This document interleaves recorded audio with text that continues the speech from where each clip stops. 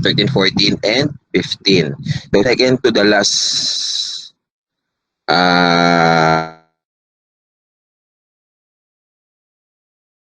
lectures natin to bago mag-end ang first modules na i-discuss natin ay 16, 17, and 18. So hanggang doon lang yung first quarter natin.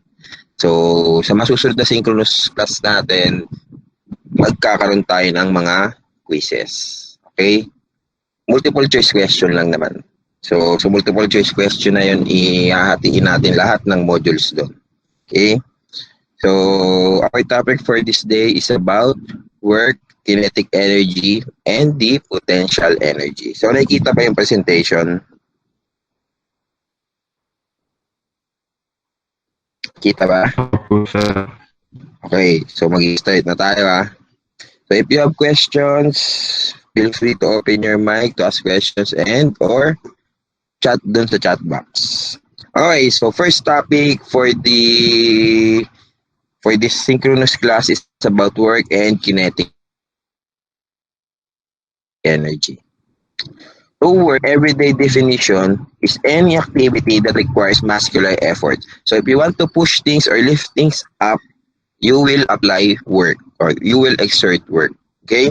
So in physics, work has a much more precise definition. Okay? The Kelvin force that act on it is the kinetic energy. So later, babalikan natin yung definition na yan. So based on observation, work is the product of force and the displacement. Okay? And work as an SI unit of joule or equivalent to Newton meter. Okay, so sinabi natin kanina, product ng force and displacement yung work. Okay? But to be precise, the product of the parallel components of the force and the displacement. Hence, meron tayong term na cosine theta. Okay, for example, we apply work at this direction, okay, at this angle, at a certain angle. So, the displacement is horizontal or sabihin natin nasa x-axis, okay? Yung multiply natin force dyan is the parallel component of the force with the displacement. So, meaning, this angle, the angle theta natin or angle natin dito is the angle in between the force vector and the displacement. Okay? So, yun yung ating theta dyan. So, yung angle na nakikita nyo sa gitna nilang dalawa, ayun yung magiging angle natin dyan. So, again, kailangan yung parallel component nila sa isa't isa. Since cosine theta yan, pag perpendicular component, for example, itong component na to, yung i-multiply natin dito, since perpendicular sila, the angle between them is 90 degrees. And cosine 90 is 0. Okay? And scalar product is obviously a product of two vectors. So, work is a scalar quantity. Excuse me. Meaning, work has no direction. Though, pwede magkaroon ng negative sign ng work, but that negative sign is not the direction. Okay? So, scalar quantities can be represented in a number line. Pwede sila magkaroon ng negative values. But again, it does not necessarily mean na yung negative sign dun sa work natin is the direction. Okay? Scalar quantity siya, meaning no direction. So, work can be positive, negative, or zero. Paano magiging positive yung work? Unang-una, kung nakikita nyo to, if the parallel components of the force and the displacement are on the same direction, the work is positive. So, if opposite direction naman yung parallel components nila, di ba, ito yung force natin and ito yung parallel component ng force with the displacement, if opposite direction sila, the work is negative. Next, if the force and the displacement are perpendicular, work is zero. Okay?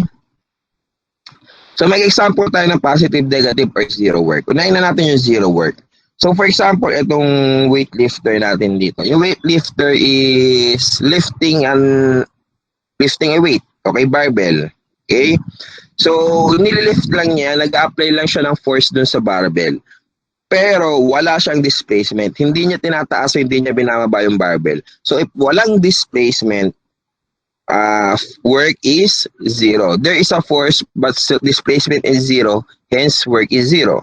Another example natin ito. The boy is holding a book. Yung force na ina-apply ng boy dun sa book ay directly upward. Kasi di ba binubuhat niya yung book. So yung force na ina-exert niya dyan is upward. Then, yung displacement ng boy is horizontal.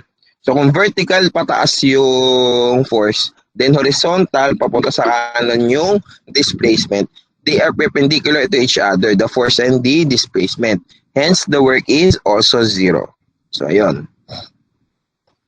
Next, for positive and negative work, pinagsama na natin. For example, may weightlifter dito. So, yung weightlifter daw, binaba niya yung barbell to the floor. So, binaba lang niya. So, displacement dyan is obviously from top going to bottom. Okay? So, ito yung pababa yung displacement natin.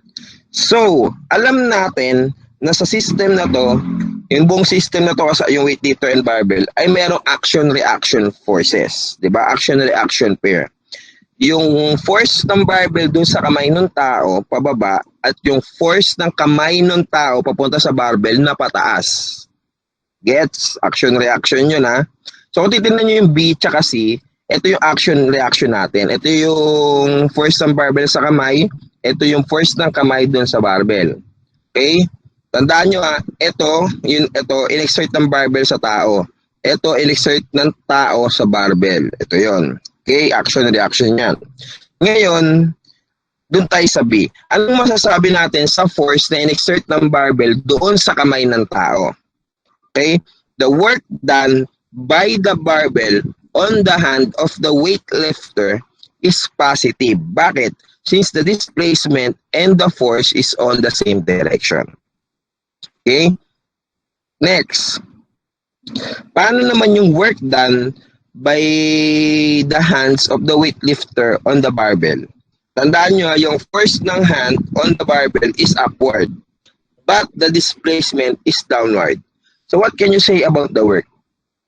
The work is negative. So ito yung question about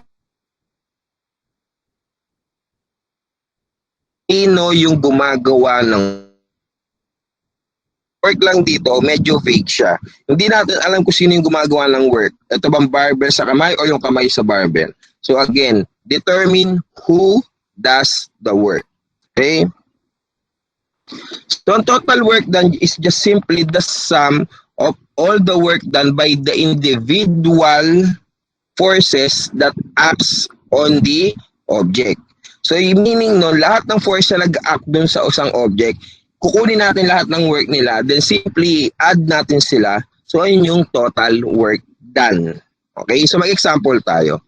So, a farmer hitches her tractor to a sled loaded with firewood and pulls it at a distance of 20 meters along a level ground. The total weight of sled and load is 14,700 newtons. The tractor exerts a constant 500 newton force at an angle 36.9 degrees above the horizontal. A 3,500 newton friction force opposes the sled's motion. Find the work done by each force acting on the sled and the total work done by all the forces. So, para mas maintindihan, kailangan natin siyang i-illustrate. So, ito na yung 14,700 newton na weight. So, weight yan, ha. Then, sinabi doon na nag-travel daw yung tractor na nakakabit sa kanya ito by 20 meter displacement. Okay? Sa motion nito, may umopose daw na friction na 3,500 newtons. So, alamin natin kung ano yung magiging total work done dito. So, tandaan nyo, ito yung applied force natin. So, we can call this applied force as tension since pinakita dito na meron siyang nakakabit na chain. So, ito yung magiging free body diagram natin dyan. Tandaan nyo, ito yung tension, ito yung applied force sa 500 newton. Ito yung 3,500 newton na frictional force. Tandaan nyo, opposite lagi yung frictional force dun sa surface at sa motion. Tapos, ito yung weight natin na 14,700 newtons. And obviously, may normal na pataas. So, analyze muna natin itong free body diagram. Sino-sino lang ba yung mga forces na nagko-contribute? Yung friction force, normal force, and the weight. Pero kung napapansin nyo, kung ang displacement natin ay towards the positive x-axis, okay? Kung makikita nyo yung normal at weight natin, both sila perpendicular dun sa displacement. So ano ibig sabihin kung perpendicular yung normal tsaka yung weight sa displacement? It means that the work done by the normal force and the weight is equal to 0. So walang contribution sa work yung normal and yung weight. Again, bakit? Dahil perpendicular sila sa displacement. Ngayon, tingnan natin yung applied force natin, yung tension force natin, at yung friction. Parehas ba silang may contribution sa ay merong component parallel dito sa displacement, and obviously yung friction natin ay parallel din naman sa displacement, though opposite in direction. So isolve natin isa-isa. Unahin natin yung work done by the tension force or yung applied force natin. So force times displacement cosine theta. This is the force, 500 Newton. Ito yung applied force. Times 20 meter displacement cosine 36.9 degrees. Ito yung 36.9, di ba? Since ang angle na to ay between the force and the displacement. Ito yun. Kung nilagay natin yung displacement sa x-axis, yung angle in between them is 36.9 degrees. So, ayun. So, makakuha tayo ng sagot na 80,000 joules. Okay? Yung 1,000 na yan, pwede natin i-convert into prefixes sa SI. So, magkakaroon tayong 80 kilojoules. Tandaan nyo kilo has a factor of 1,000. So, yung 80,000 joules, pwede maging 80 kilojoules. Next, the friction force. Ang magnitude ng friction force is 3,500 Newton. The displacement is 20 meters. Then what is the angle between the friction force and the displacement? Again, yung displacement ay towards the positive x-axis. Ang frictional force ay towards the negative x-axis. So what is the angle between the positive x-axis going to the negative x-axis? Obviously, 180 degrees. So, pag kinuha natin or sinold natin yan, makakuha tayo ng value ng negative 70,000 joules or negative 70 kilojoules. Usually, kasi pag nagsasolve ng work and energy, napakataas ng value nila. Pwede umabot ng million or pwedeng umabot ng mas mataas pa doon. So, usually, pwede tayong gumamit ng mga prefixes or scientific notation. So, whichever do you prefer, pwede. Nabulol ako doon. So, the total work done is simply the sum ng lahat ng individual work applied or conducted by those individual forces. So, i-add lang natin yung work done by the tension sa work done by the friction force. So, 80 kilojoules minus 70 kilojoules. Meron tayong 10 kilojoules or 10,000 joules. So, ganun lang siya kasimple. Next. So, kinetic energy and the work energy theorem tayo. So, the total work done on a body by external forces is related to the body's displacement. So, ito yung work equals, but the total work done is also related to changes in the speed of the body. So, to further understand this, let us introduce another physical quantity which is the kinetic energy. So, energy siya, type siya ng energy. So, kinetic energy is defined as 1/2 mv squared. And the kinetic energy is the energy associated with the motion. So, if may motion, there will be kinetic energy. So, kung at rest or walang motion yung isang object, kinetic energy is 0. So, kinetic energy has also a unit as a unit of joule. Okay?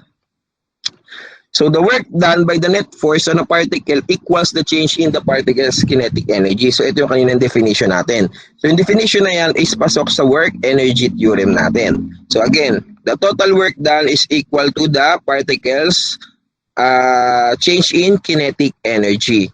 Final kinetic energy minus initial kinetic energy or the change in kinetic energy. Again, final minus initial. So, mag-example tayo sa work energy theorem natin. So, balikan daw natin yung example kanina. So, sa example kanina na solve natin, yung total work done ay 10,000 joules or 10 kilojoules. Diba? Ito yon. Suppose the sled's initial speed is 2 meter per second. What is the speed of the sled after it moves 20 meters? Diba yung 20 meters na to, ito yung displacement kanina. So, nagbigay dito ng additional given yung tanong. Sinabi dito na yung initial speed daw nung sleigh ay 2 meter per second. Ngayon gusto niyang malaman yung speed niya after a 20 meter displacement. Okay? Doon nga pala, balikan lang natin to. Itong V dito is not the velocity. It is the magnitude of the velocity or the speed. Kasi tandaan nyo, kinetic energy is also a scalar quantity. So meaning mass to, ito naman magnitude ng velocity. So again, hindi ito vector hindi dapat ito yung vector form niya. Kailangan magnitude lang to o yung speed lang natin. Okay? So balik tayo dito. So paano natin masasolve to? So bago natin isolve, determine muna natin yung mass kasi magiging importante sa atin siya sa formula ng kinetic energy. So yung weight given kanina is 14,700 newtons. So to determine the mass, we should divide this by a factor of 9.8 meter per second squared or the acceleration due to gravity. So ang mass ng sled with weights is equal to 1,500 kilogram. So, solve muna natin itong kinetic energy natin. So, ang initial kinetic energy, bakit initial kinetic energy ang sinolve natin? Kasi given ang initial velocity. So, meron tayong 1/2 times the mass, 1,500 kilogram times the initial velocity, 2 meter per second. Squared. So, makuha natin initial kinetic energy is 3,000 joules. Okay. So, di ba, ito na yung 3,000 joules natin. Ngayon, alam natin na yung value ng total work natin is 10,000 joules. Ang hinahanap natin is final velocity. Saan natin matatagpuan yung final velocity? Sa K sub 2. Ngayon, paano natin i-solve yung K sub 2? Madali lang. Derive lang natin sa formula na to yung K sub 2. Ito na yun, di ba? So, lipat lang natin sa kabila itong K sub 1. Magkakaroon tayo ng total work plus the initial kinetic energy. So, 10,000 joules plus 3,000 joules equals 13,000 joules. Pero hindi pa tayo nagtatapos doon. Again, nakuha natin yung 13,000 joules. Pero ang importante sa atin ay yung final velocity. So, indicated as V sub 2. So, paano natin ma-solve yan? So, multiply both sides by 2. So, makakancel na yung 1/2 dito. Divide both sides by m, makakancel yung m dito, tapos dito magkakaroon ng m sa ilalim. So, ito na yun. Ito na yun sinasabi ko ngayon. Then, i-square natin both sides ng, i-square natin yung both sides ng equation para ma-eliminate yung squared dito sa velocity. Typographical error. Typo. So, V sub 2 ito Final velocity ito, sorry. So, square root ng 2 times ano yung final kinetic energy? 13,000 joules divided by 1,500 kilograms. Then makakuha tayo ng sagot na 4.2 meter per second. Okay? So ganun tayo magsasolve ng problem using work energy theorem. So next, the meaning of kinetic energy. So to accelerate a particle of mass m from rest, meaning zero kinetic energy, up to a speed, the total work done on it must equal the change in kinetic energy from 0 to k. So again, nag-start siya ng rest. So ito yung zero kinetic energy natin. So gumagalaw siya, ito yung kinetic energy natin na nag-start from rest. So meaning, again, tandaan natin na yung work ay equal sa change in kinetic energy or the kinetic energy. So, it means that the kinetic energy of a particle is equal to the total work that was done to accelerate it from rest to its present speed. So, ayun yung meaning natin ng kinetic energy. Okay, so discuss lang natin saglit ang power. Power is the time rate of change at which work is done. So, tulad ng power ay both scalar quantity. So, meaning power is also a scalar quantity. The SI unit of power is the watt or equivalent to joules per second. So, unit ng work is joules, unit ng time is second. So, joules per second ang watt.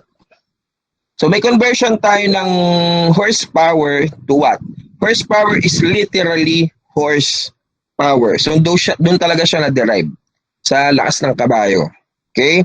So, equivalent siya sa 746 watts. So, a kilowatt hour is the usual commercial unit of electrical energy. 1 kilowatt hour is the total work done in 1 hour when the power is 1 kilowatt. So, yung nakikita nyo sa mga power bill nyo na 1 kilowatt hour ay equivalent sa 3.6 megajoules. So, ano ibig sabihin nun? Na yung kilowatt hour ay hindi unit ng power, kundi energy. So, yung mga Meralco bill natin is simply our energy bill. At yung binabayaran natin ay hindi yung power, kundi yung energy consumption nyo. So, ayun. Ilang paglilinaw lang. So, power is a scalar product tulad dong sa work. Kaya meron tayong product ng dalawang vectors. So, force tsaka yung velocity, cosine, theta. So, ang magiging kalalabasan nito is a scalar quantity which is work. So, again, yung cosine theta dito ay tulad lang din ng sa work. Yung dapat yung parallel components ng force at yung velocity ang kailangan natin or yung angle in between them which is theta. So mag-example tayo. So each of the 4 jet engines on an Airbus A380 airliner develops a thrust of 322,000 Newton when the airplane is flying at 250 meters per second. What horsepower does each engine develop? So given force, given velocity, so sa dalawang equation natin kanina, ano yung mas magandang gamitin? Di ba yung pangalawa? Oh? So meron tayong 322,000 Newton times 250 meter per second. So equal siya sa 8.05 times 10 raised to 7 watts or 108,000 HP. So yung conversion na to, madali na lang sa inyo yan since ito naman yung naging first topic natin. So ganun lang siya, kasimple. So the latter part of this lecture is about potential energy and energy conservation. Okay? So what is a potential energy? The potential energy is the energy associated with the position. So wag nyo nang isipin na yung potential energy ay stored energy. So hindi siya proper definition. Ang proper definition sa kanya is the energy associated with the position or the kind of energy that is a measure of the potential or possibility for work to be done. So sa case natin dito, sa pinapakita sa image, siya ay gravitational potential energy. Nasa isang mataas na lugar yung tao. So the moment na tumalon siya, yung gravitational potential energy niya is then converted to kinetic energy. Since nagkaroon na siya ng motion. So ayan yung motion niya, di ba yung pagbagsak niya. Another type of potential energy is the elastic potential energy. So sa elastic potential energy, pag elastic yung material natin, for example, a spring, magkakaroon siya or makakapag-store siya ng elastic potential energy which then can be converted into kinetic energy. Okay, so meron tayong tinatawag na total mechanical energy. So the total mechanical energy is simply the sum of the kinetic and the potential energy of a system. So mamaya babalikan natin itong total mechanical energy. So first, let us discuss about the gravitational potential energy or the potential energy associated with a body's weight and its height above the ground. So work done by the gravitational force. Tandaan nyo, gravitational force ay in-exert sa atin nung planet na kung nasaan tayo. So, gravitational force ay equal sa weight times displacement. And again, the gravitational force exerted on us by the Earth is what we call our weight. Diba? Yung definition natin ng weight. So, weight is equal to mg So, meaning, ang work done by the gravitational force ay mgs, or papalitan natin ng s since vertical tayo sa gravitational force, magagawin natin siyang y. So, meaning, the work done by the gravitational force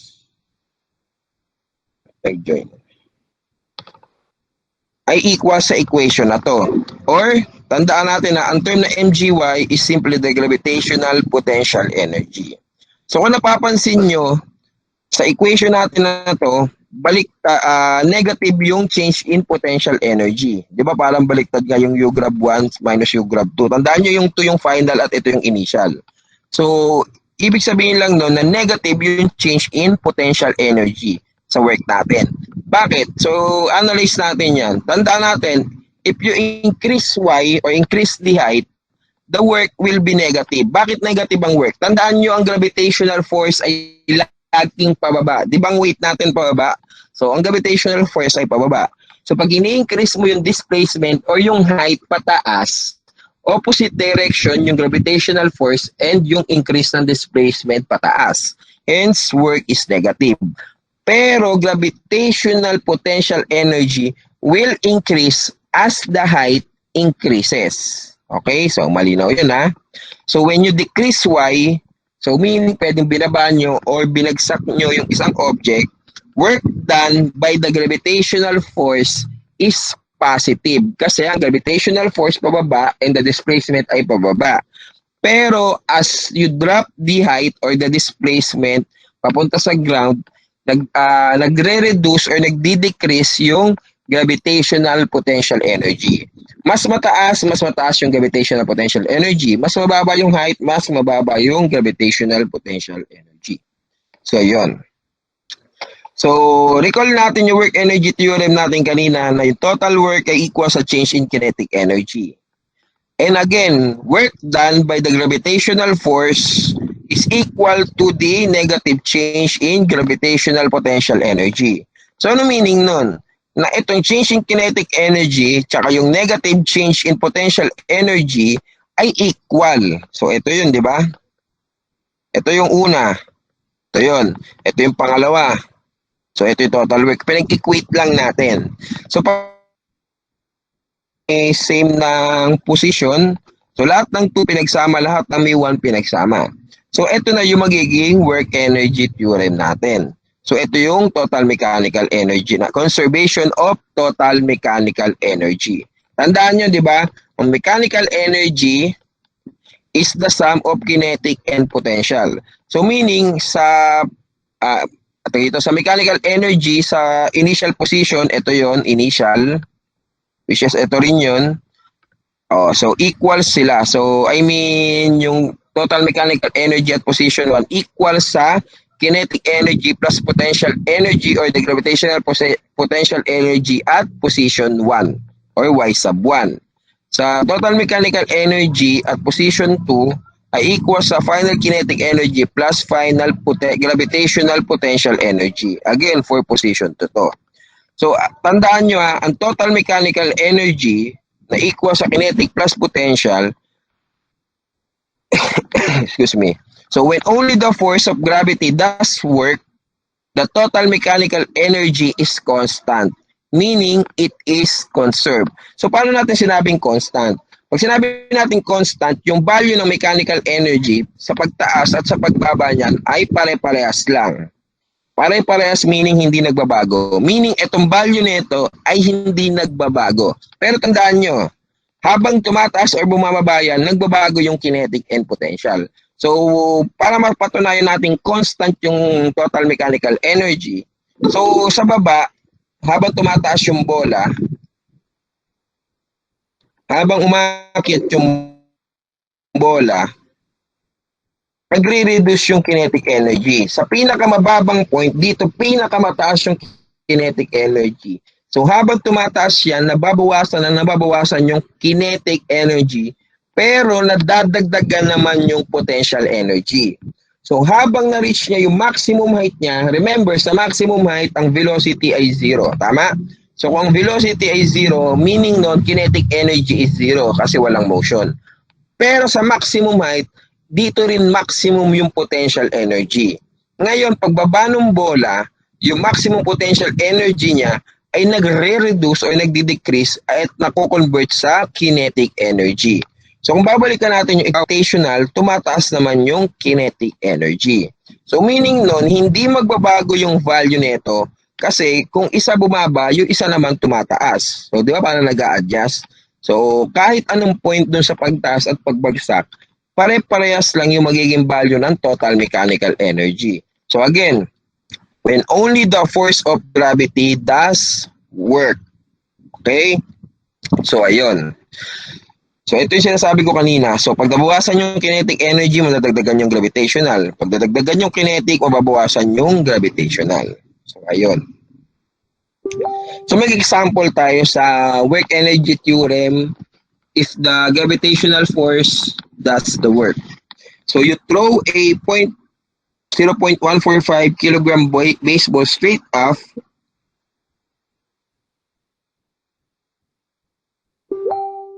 second. Find how high it goes ignoring air resistance. So first, determine muna natin yung position 1 and position 2. Obviously, ang gagawin natin position 1 ay yung pinanggalingan ng bola. Then yung position 2, yung ng bola natin for this example.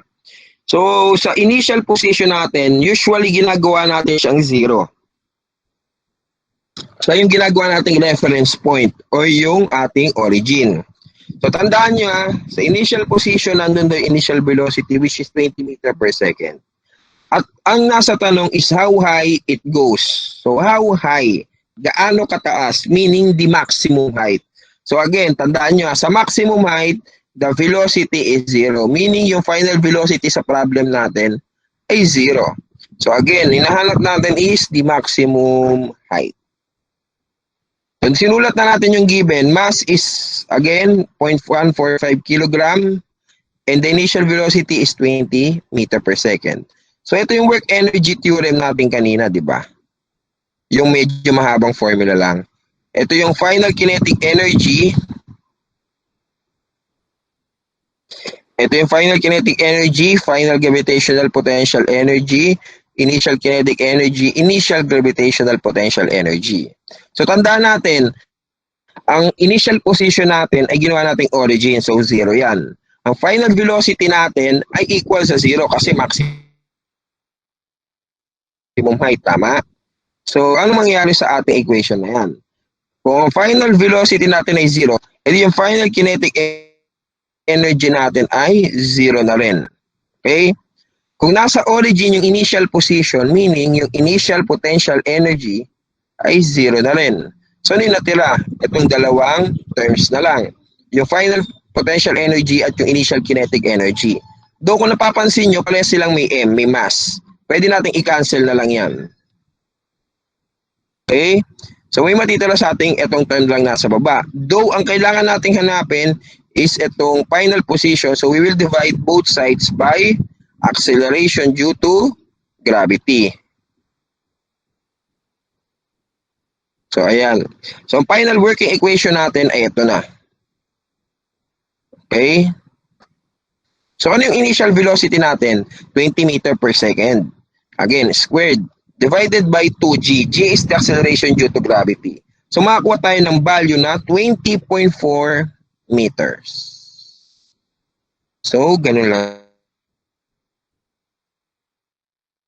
So, elastic potential energy is the energy described as the process of storing energy in a deformable body such as a spring or rubber band.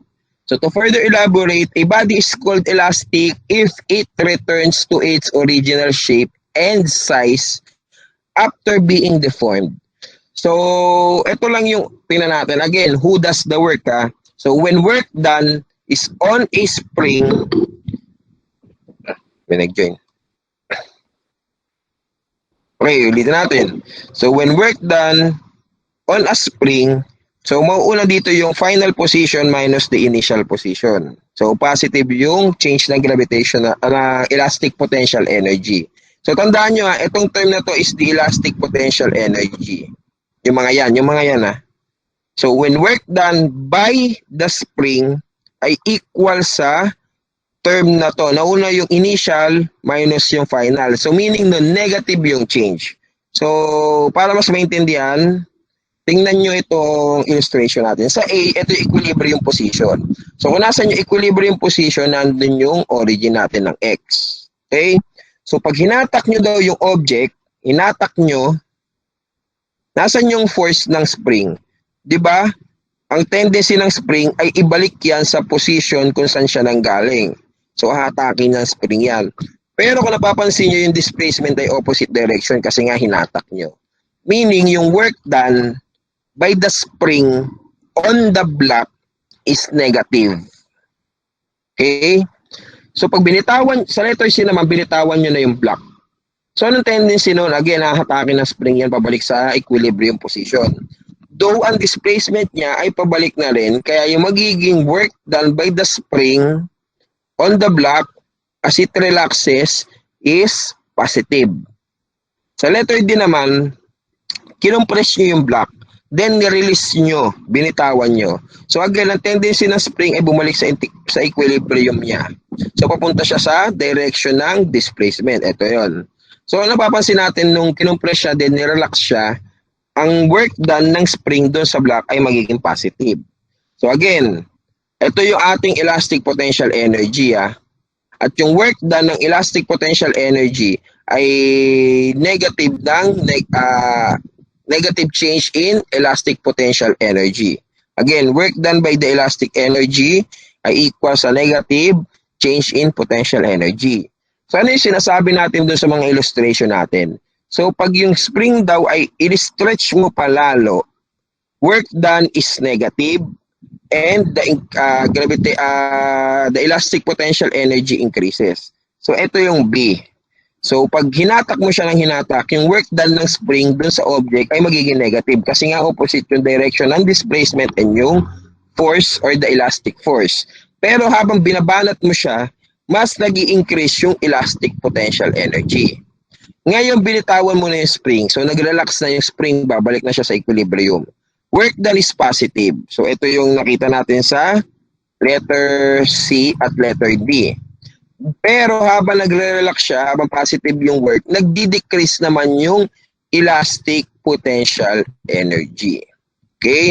So, habang binabanat siya or habang kino-compress siya, nag-i-increase yung elastic potential. Pero negative yung work.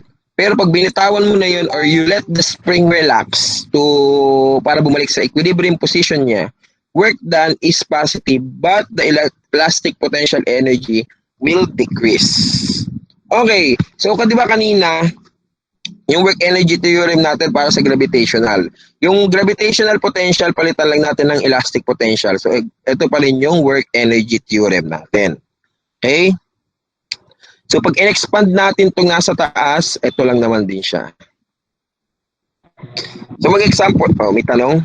May naligata ako ng salita? Meron ba?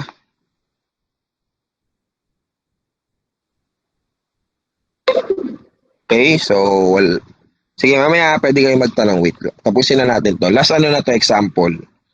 So a glider with mass M sits on a frictionless horizontal air trap connected to a spring with force constant 5 Newton per meter. So itong force constant or yung spring constant natin, di ba nasa module nyo na to, nabasa nyo na to. So you pull on the glider stretching the spring 0.1 meter and release it from rest. You release it from rest. Okay? The glider moves back towards its equilibrium position. So what is the x velocity when x is 0.08 meters? So i-analyze muna natin. Nasaan ba yung 0.1? Yung 0.1 ay kung nasaan yung 0.1 meter. 0.1 meter. So sa 0.1 meter, at rest daw yung box. So pag sinabing at rest yung box, o yung glider rather, yung initial yung initial velocity niyan ay 0. Again, at rest siya, di ba? Ngayon yung nire-release nyo yung glider, babalik na siya sa equilibrium position niya. Pero bago siya bumalik sa equilibrium position, kailangan natin daw alamin yung velocity niya at 0.08 meters. So hanapin natin yung final velocity niya sa position na to bago siya bumalik ng origin. Okay? So, ang point 1 natin ay kung nasan yung 0.1 meters at yung point natin kung nasan yung 0.08 meters. Position, given final position. At kung papansinin nyo, itong una sa taas equation natin na to ay medyo maraming variables. So, medyo nakakalito siya, i-substitute agad. So, punta muna tayo dito sa equation na to. Di ba pares lang naman yan? Tandaan nyo kinetic energy, ito, initial kinetic energy, initial elastic potential energy. Tapos final kinetic energy, final elastic potential energy. Doon nagkabaliktad lang naman yung position nila, yung left and right hand side, pero walang problema, same lang naman yan kahit pagbalik-baliktarin mo, di ba? So, walang problema yon. So, para mas madali, ang hinahanap natin ay yung final velocity. So, yung final velocity sa natin matatagpuan. Diba sa final kinetic energy? Tama ba?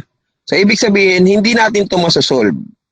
So, ano yung mga possible na pwede nating isolve? Yung initial kinetic, yung initial elastic potential, and yung final elastic potential.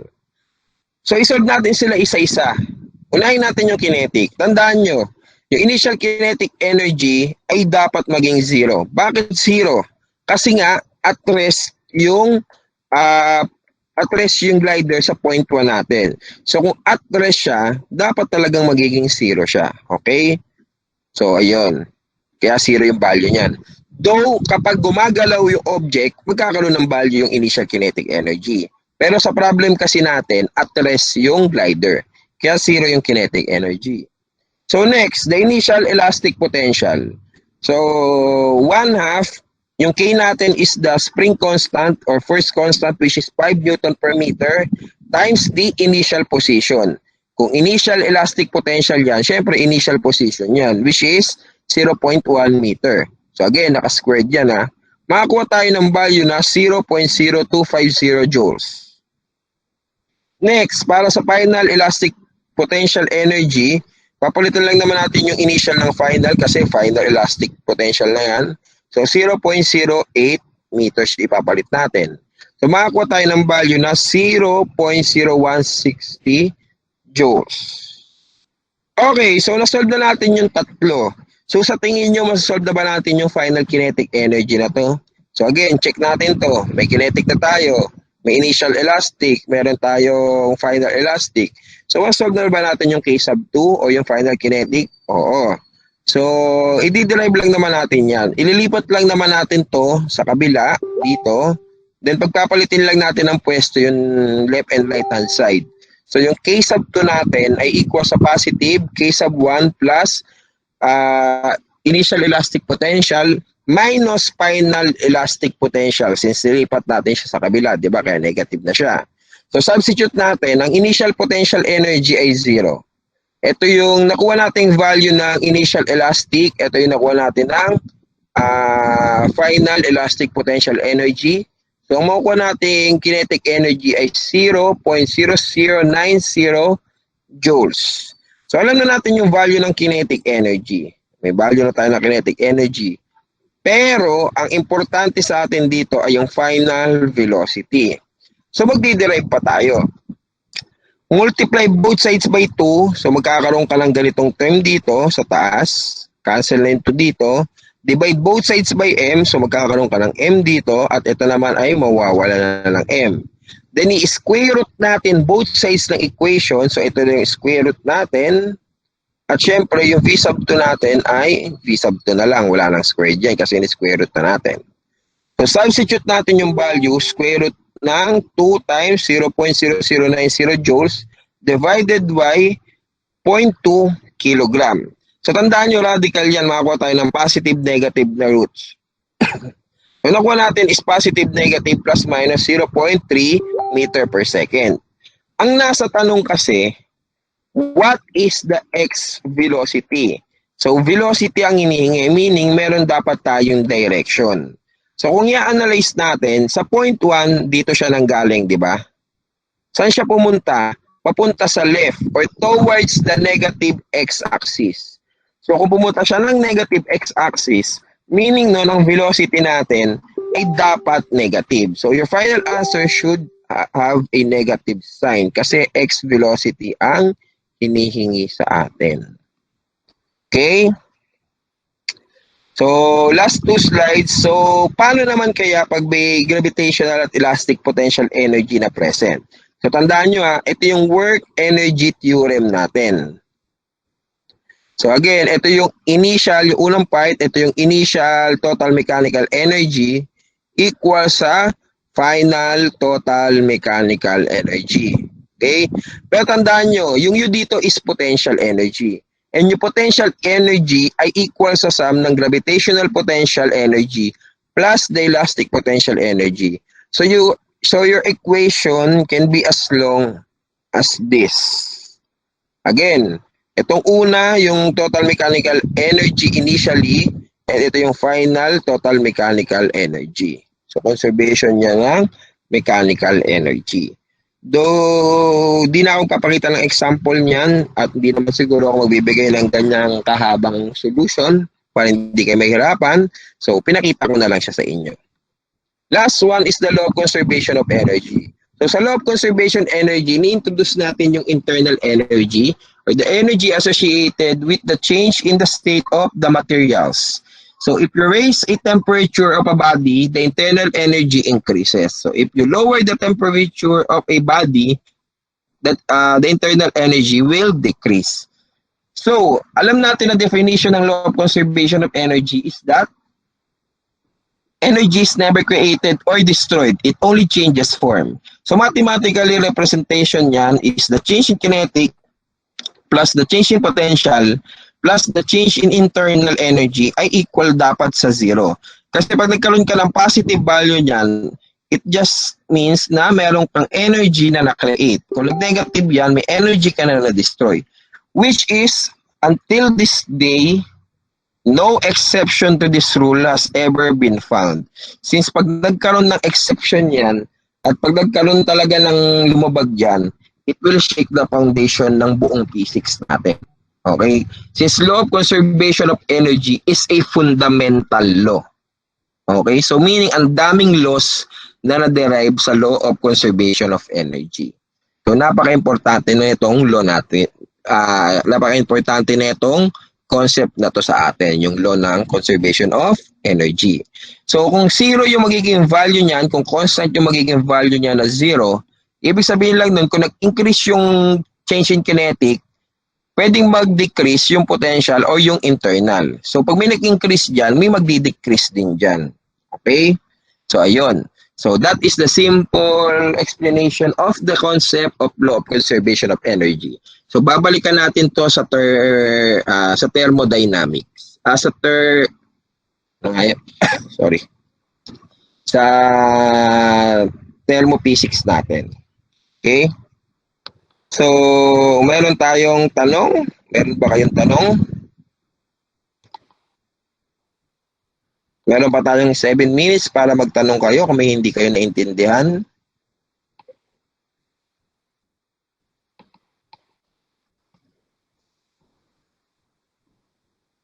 Or baka may gusto kayong ipaulit na example na hindi nyo naintindihan.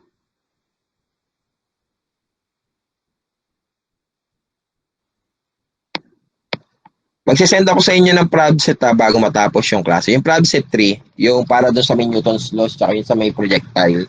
So, ipapasa nyo siya sa akin next week. Thursday din. Tapos sa Thursday, magbibigay din ako ng isa pang Pravset. Yung Pravset na para dito, sa work and energy. So, syempre yung susunod natin synchronous class ay Tuesday yon, di ba? So, didiscuss na natin doon yung modules 16, 17, and 18. So, tapos na yung lecture natin ng synchronous. Though, sa synchronous natin, may mga quizzes pa rin kayo. And possibly, activities. May mga tanong ba kayo doon? Though, wala naman kayong project sa akin. Kasi quiz lang naman tayo, Pravset and activities. So, walang project. Though kailangan i-compile nyo lahat ng mga gawa nyo kasi gagawa kayo ng e-portfolio. Though compilation lang naman siya. So, pagsasama-samahin nyo lang lahat ng gawa nyo sa isang PowerPoint presentation siguro. May tanong pa ba kayo? Or nasagot ko na ba lahat? Naiintindihan ba yung lecture?